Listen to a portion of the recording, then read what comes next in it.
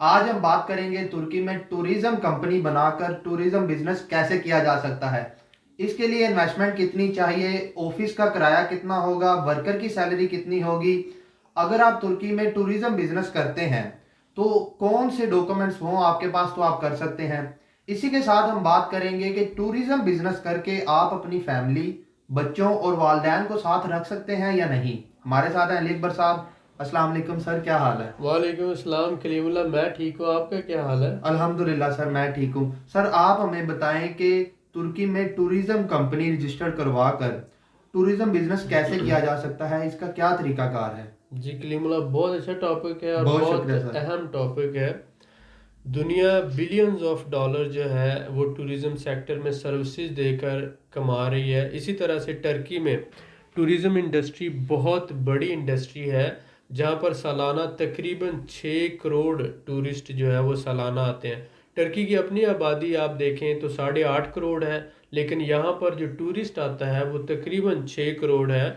और यहाँ पर आने वाला tourist America, UK, Canada, Europe, Italy, Spain, Germany, इन ममालिक से आता है। और उसके साथ साथ रशिया से बहुत ज़्यादा टूरिस्ट यहाँ पर आता है, सेंट्रल एशियन स्टेट से आता है। और इसके साथ साथ आप जानते हैं कि पाकिस्तान है, इंडिया है, और उसके बाद इंडोनेशिया, मलेशिया, जापान, कोरिया, यानी दुनिया का कोई ऐसा मुल्क नहीं है जहाँ से टूरिस्ट टर्की नहीं आता। 6 करोड़ टूरिस्ट सालाना आता है। मिडल ईस्ट से जो है तकरीबन 2 से 3 करोड़ टूरिस्ट जो है वो सालाना मिडल ईस्ट से आता है, सऊदी अरेबिया से, इसी तरह से दुबई है, इस तरह से मिस्र है और दूसरे ममालिक हैं। और ये जो टूरिस्ट है ये ज़्यादातर इस्तांबुल के बाद जाता है ट्रैबज़ोन और रीज़े वाली साइड पर। अब यहाँ पर बात यह है कि अगर आप एक टूरिज्म कंपनी बनाते हैं और कंपनी बनाकर आप विद इन कंट्री, जिसे हम कहते हैं इंटर, एक तो होता है कि इंटरनेशनल आप सर्विसेज प्रोवाइड कर रहे हैं, एक ये होता है कि इन कंट्री टूरिज्म को आप प्रमोट कर रहे हैं। और इन कंट्री जो है आप ट्रांसपोर्ट का अरेंज करते हैं, रहाइश का अरेंज करते हैं, खाने का एक पैकेजेस आपने डिज़ाइन किए हुए होते हैं कि हम आपको जो है ये 2, 4 या 5 जगह इन 2, 3 या 7 दिनों में घुमाएंगे। और इसका आपने पैकेज एक डिज़ाइन किया हुआ होता है। वो पैकेज डिज़ाइन करके आप लोकली भी जो टूरिस्ट है उसको सेल करते हैं, और उसके साथ साथ आप इंटरनेशनल जो ट्रैवल एजेंट्स हैं उनको भी होलसेल में देते हैं। तो अगर आप टूरिज़्म कंपनी बनाते हैं और टूरिज़्म कंपनी बनाने के बाद आप अपनी मार्केट को टारगेट करते हैं कि आपने मिडल ईस्ट के जो टूरिस्ट हैं उनको सर्विस देनी है या यूरोपियन टूरिस्ट को सर्विस देनी है, क्योंकि हर एक की डेस्टिनेशन डिफरेंट होगी, हर एक की रिक्वायरमेंट डिफरेंट होगी। तो इसमें फिर ये होता है कि आप कंपनी रजिस्टर्ड करवा कर अपना 1 या 2 लोग स्टाफ रख के आगे फिर जो है ट्रांसपोर्ट की सर्विसेज लेते हैं, होटल्स के साथ एग्रीमेंट करते हैं, रेस्टोरेंट्स के साथ एग्रीमेंट करते हैं। और इस तरह फिर आप अपने पैकेज डिज़ाइन करके वो पैकेज जो है आप देते हैं लोगों को जो टूरिस्ट आते हैं टर्की में। तो इसमें आप देखते हैं बहुत से लोग जो हैं वो डिनर के लिए क्रूज़ेस पर जाते हैं, शिप्स पर जाते हैं इवनिंग डिनर के लिए, या 1 या 2 दिन का ट्रिप होता है इसी तरह बोट के ऊपर जो है। तो या फिर नाइट पार्टीज होती हैं। तो जो डिफरेंट आप सर्विस दे सकते हैं वो आपकी टूरिज्म कंपनी के थ्रू आप ये काम कर सकते हैं। अब बात ये है कि ये टूरिज्म बिजनेस हम कर कैसे सकते हैं और इसके लिए पैसा कितना चाहिए। बिल्कुल सर। जब आप आते हैं टर्की में तो सबसे पहली बात तो ये है कि सपोज़ करें कि आप ये बिज़नेस करना चाहते हैं और आप टूरिस्ट वीज़े पे रहना चाहते हैं, तो आपने कंपनी रजिस्टर्ड करवानी है एलएलसी, टूरिज़्म सर्विसेज के हवाले से। और एक लोकल वर्कर आपने हायर करना है, और एक लोकल वर्कर को एज ए मैनेजर आप जो है अपॉइंट करें। और उसके बाद आप ये करें कि आप अपना एक ऑफ़िस लें। अपना ऑफ़िस लेने के बाद आप वहाँ पर सेटअप बनाएं। तो ये तकरीबन जो है आप समझ लें कि टूरिस्ट एरिया में जो ऑफिस होगा वो 600 से 700 डॉलर में एक नॉर्मल जो है एवरेज दर्जे का आपको ऑफिस मिल जाएगा। और 300 से 400 डॉलर में आप वर्कर की सैलरी कर लें। और उसके बाद जो ऑफिस का सेटअप आपने बनाना है, या ब्रोशर्स हैं, पम्फलेट्स हैं, या जो भी आपने जो है कार्ड्स वगैरह छपवाने हैं उसका खर्चा होगा। इंटरनल जो इंटीरियर सेटिंग होगी उसकी, इंटीरियर डिज़ाइनिंग है ऑफिस की। उसके बाद फिर आपका मार्केटिंग का बजट है, आपने जो है वो मार्केटिंग करनी है, ऑनलाइन करनी है और ऑफलाइन मार्केटिंग करनी है। ये सारा बजट, तो आप समझ लें 5 से 6 हज़ार डॉलर आपका ये पूरा जो है सेटअप बना के उसको रन करने में ये तकरीबन आपका खर्चा हो जाएगा। अब अगर आपको ऑलरेडी टूरिज्म सेक्टर में आपने काम किया है कभी, दुबई में, सऊदी अरब में, पाकिस्तान में, इंडिया में, दुनिया के किसी भी मुल्क में आपने ऑलरेडी इस सेक्टर में काम किया है, तो आप ये समझते हैं कि यहाँ पर जो है आप हाफ बोर्ड जो है ट्रैवल अरेंज करते हैं, पैकेजेस बनाते हैं, फुल बोर्ड पैकेजेस बनाते हैं। हाफ बोर्ड में ये होता है कि आप मसलन ब्रेकफास्ट देते हैं, खाने फुल जो है लंच और डिनर नहीं देते, फुल बोर्ड में आप लंच और डिनर भी देते हैं। तो इस तरह से आ जाता है सम टाइम आप सिर्फ जो है ब्रेकफास्ट और लंच दे रहे हैं, डिनर नहीं दे रहे होते, तो वो आप पैकेजेस डिज़ाइन करते हैं खाने के साथ और खाने के बगैर, जिसमें आप क्या करते हैं, अकोमोडेशन अरेंज करते हैं, ट्रांसपोर्ट अरेंज करते हैं, या फिर डे ट्रिप्स अरेंज करते हैं। इस्तांबुल के अंदर ही मुख्तलिफ प्लेसेस के डे ट्रिप्स अरेंज किए, या आप दूसरे शहरों के ट्रिप अरेंज करते हैं, बिजनेस विजिट्स अरेंज करते हैं। तो ये सारी चीज़ें अगर आपने पहले की हैं तो आपको एक्सपीरियंस होता है और आप उस बेसिस पे जो है इस पे काम कर सकते हैं। लेकिन बात यह है कि आप टूरिज़्म कंपनी रजिस्टर्ड करवा कर ऑफिस लेकर एक वर्कर रख के आप ये काम शुरू कर सकते हैं। जैसे जैसे आपका बिजनेस बढ़ता जाए, फैलता जाए, आप इस सेक्टर में आगे मज़ीद जानते जाते हैं और अच्छा आउटपुट आपको मिलना शुरू हो जाता है, तो बाद में आप उस कंपनी में एक या दो पार्टनर लेकर उसको 1 लाख टर्किश लीरे वाली कंपनी बनाकर उसमें लोकल 5 वर्कर रख के आप अपना जो ये टूरिस्ट है इसको बिजनेस रेजिडेंस में कन्वर्ट करें, और अपने वर्कर जो है, अपने मैनेजर्स और अपने जो पार्टनर्स हैं उनको भी आप कर सकते हैं। लोकल जो है मसलन उसकी तो ज़रूरत नहीं है, जो फॉरेनर्स हैं उनके आप बिजनेस वीज़ा ले सकते हैं। एक कंपनी के ऊपर आप 3 मैक्सिमम डायरेक्टर्स के वीज़े ले सकते हैं और उनकी फैमिली और बच्चों के वीज़े ले सकते हैं। तो ये जो एक सेटअप है ये 5 से 7 हज़ार डॉलर में आसानी से शुरू हो जाता है। ये सर्विस सेक्टर में आता है, इसमें कोई प्रोडक्ट तो आपने लेनी नहीं, सर्विस देना होती है। तो इसलिए आपका ऑफिस का खर्चा होगा, कंपनी का खर्चा होगा, वर्कर की सैलरी है, ऑफिस फर्नीचर है, ये सारी चीज़ों का खर्चा होना है। बाकी जो मार्केटिंग के लिए ब्रोशर्स हैं और कार्ड्स हैं उसका खर्चा होना है। जी सर, माशाल्लाह, बहुत शुक्रिया सर आपका। सर, जैसा कि आपने जिक्र किया कि बाद में आप एक या दो पार्टनर भी साथ में ला सकते हैं। अगर कोई भाई स्टार्टिंग पे अपने साथ कोई पार्टनर में लाना चाहे बिजनेस करने के लिए, तो वो कैसे कर सकता है? जी, स्टार्टिंग पे मिलाना चाहता है तो ये बहुत अच्छी बात है। बल्कि हमने जो ग्रुप्स बनाए हैं उसमें एक भाई ने ये आइडिया शेयर भी किया था जी और सर। मैंने बहुत ज़्यादा पसंद किया कि आप लोग 2 या 3 लोग लाइक माइंडेड लोग जो हैं, जो एक ही तरह का बिजनेस करना चाहते हैं, वो ग्रुप्स में हमने ये अपॉर्चुनिटी दी है कि आप आपस में बात कर रहे हैं।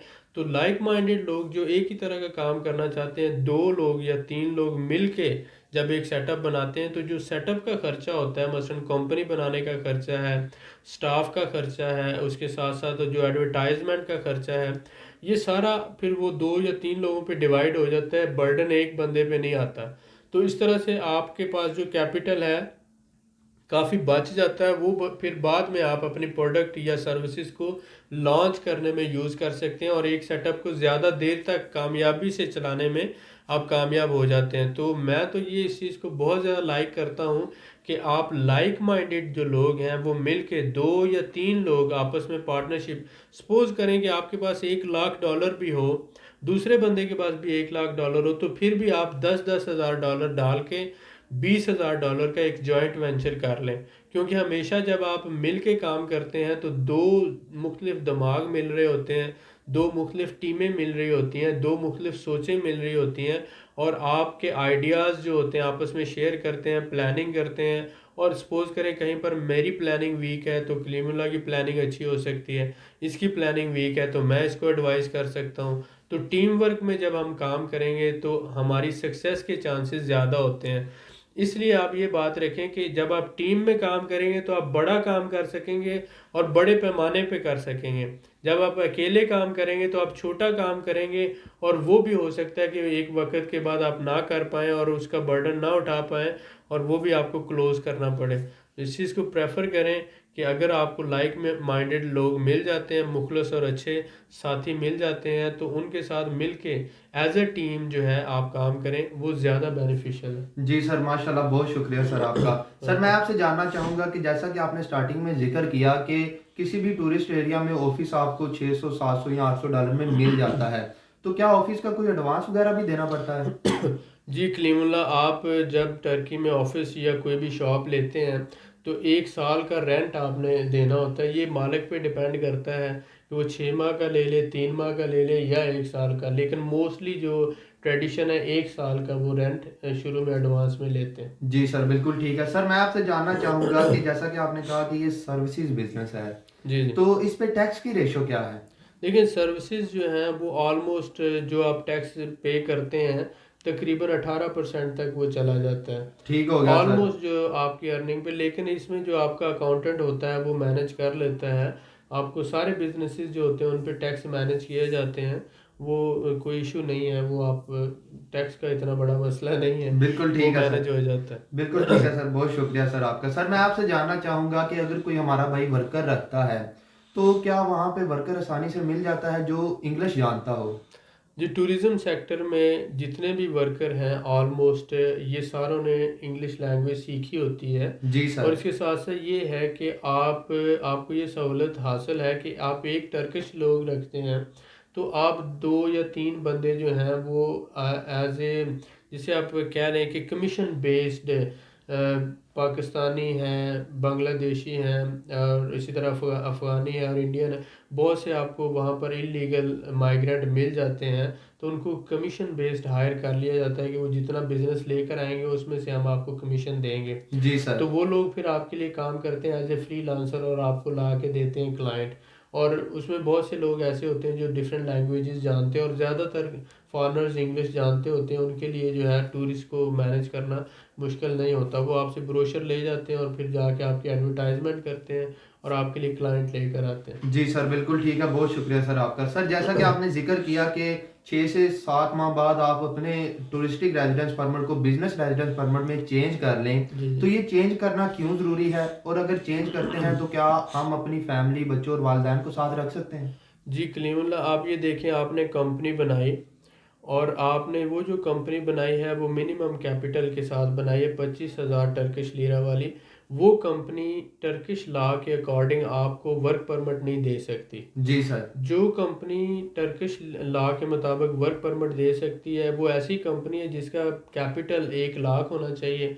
उसमें 25% आपने पे करना है। 1 लाख टर्किश लीरा वो तकरीबन $16,000 बनता है। ठीक हो गया सर। और फिर 5 वर्कर की रिक्वायरमेंट है। तो इसलिए ये है कि फिर जब आप समझते कि अब मेरा बिजनेस चल पड़ा है, अगर आप इसको अपनी टूरिस्टिक रेजिडेंस को बिजनेस में कन्वर्ट नहीं करवाते तो 1 साल के बाद ये रिन्यू नहीं होगी। जी सर। जब ये रिन्यू नहीं होगी तो आपका बिजनेस सारे का सारा रिस्क पे होगा। आप उसको क्लोज करेंगे या वो सेल हो जाएगा, कौन देखेगा आपके बिजनेस को, या आपको सेल करके जाना पड़ेगा। बिल्कुल ठीक है सर। तो इसलिए ये है कि जब 6-7 महीने या 8 महीने में आप समझ जाते हैं कि आउटपुट अच्छा आ रहा है और मेरा बिजनेस रनिंग में है, अब मैं सारा हैंडल कर लूँगा, तो आप फिर अपनी जो टूरिस्टिक है इसको बिजनेस में कन्वर्ट करें। आप अपने साथ पार्टनर भी ले सकते हैं जी सर। या आप जो है अपनी इन्वेस्टमेंट थोड़ी सी और डालकर 6-7 या 8 हज़ार डॉलर और लगेगा आपका, जी सर। तो आप वो 6-7 हज़ार डॉलर लगाकर इस कंपनी को जो 25,000 कैपिटल है इसको 1 लाख कैपिटल में कन्वर्ट करें।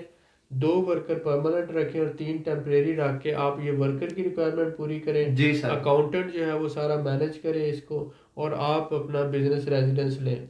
जैसे ही आपको अपना बिजनेस रेजिडेंस मिलेगा आप अपनी फैमिली को बुला सकते हैं एज ए डिपेंडेंट। आपकी बीवी और बच्चे आपके साथ रह सकते हैं और इस तरह से आप जब 5 साल कंटिन्यू रखेंगे तो 5 साल के बाद आपको नेशनैलिटी मिल जाएगी। जी सर, माशाल्लाह, बहुत शुक्रिया सर आपका। सर मैं एक वेलकम। आखिरी सवाल आपसे पूछना चाहूँगा कि क्या टूरिस्टिक रेजिडेंस परमिट पे हम अपना बैंक अकाउंट ओपन कर सकते हैं? अगर ओपन कर सकते हैं तो इसका क्या तरीकाकार है? कौन से डॉक्यूमेंट चाहिए? देखें, आप विज़िट वीज़े के ऊपर जब आते हैं लीगली टर्की में तो आप विज़िट वीज़े के ऊपर ही अपना अकाउंट बना सकते हैं जी सर। और अपनी पेमेंट मंगवा सकते हैं और उस पर आप प्रॉपर्टी परचेज कर सकते हैं। ठीक हो गया अब सर। बैंक जो है वो सिर्फ इसलिए आपसे पूछता है कि एक तो मनी लॉन्ड्रिंग का इशू है, दूसरा इलीगल लोग जो हैं उनके अकाउंट नहीं खुलते। जी सर। जो बंदा विजिट वीज़े पे आता है, लीगल एंटर होता है, उसके पासपोर्ट उसके पास होता है और वीज़ा होता है, स्टैंप एंट्री की स्टैंप और लीगल होता है, अगर उसने केस जमा कराया तो उसकी भी स्लिप होती है, और वो फिर उसने अपना टर्की का जहाँ पे ठहरा हुआ होता है वो रेजिडेंशियल एड्रेस जो है उसने देना है, टर्की का एड्रेस जी और सर। फ़ोन नंबर, तो कॉन्टैक्ट डिटेल देना होती है। तो जब ये 2-3 चीज़ें आप दे देते हैं तो कोई भी बैंक आपका अकाउंट खोल देता है, कोई इतना इशू नहीं है। आप विजिट वीज़े पे भी खुलवा सकते हैं, लेकिन आपने बैंक को सेटिस्फाइड करना होता जी सर, माशाल्लाह सर, मैं आपका बड़ा ही शुक्रगुजार हूँ कि आपने कीमती मालूमात से आगाह किया जो है। हमारे भाइयों के लिए बहुत ज़रूरी थी। वेलकम। मज़ीद मालूमात के लिए हमारे चैनल को सब्सक्राइब करें, वीडियो को लाइक करें और शेयर करें, बेल आइकन को ज़रूर प्रेस करें ताकि अगली वीडियो आपको मिल सके। अल्लाह हाफिज़।